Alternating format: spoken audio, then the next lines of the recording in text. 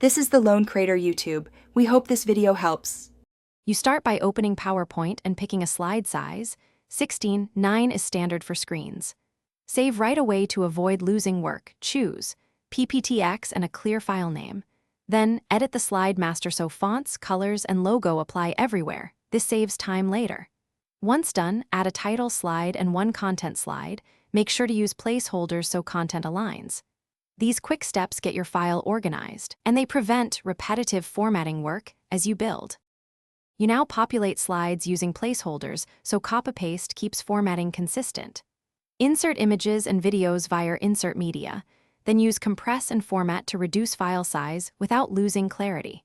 For data, add charts from Excel or PowerPoint's chart tools and label axes clearly. Once done, apply simple animations and transitions to guide attention. Avoid overdoing effects. Make sure to check alignment with guides, and use the selection pane to manage layered objects for a clean, professional layout. You finish by rehearsing with presenter view and timing slides. Notes help your delivery. Export as PDF for sharing or MP4 for playback. Check embed fonts and that media files are included. Once done, run slideshow to confirm animations and links work.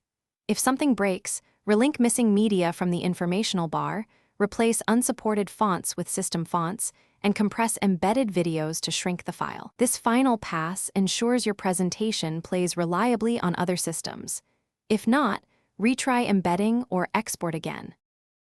Thanks for watching. Consider subscribing if we helped you.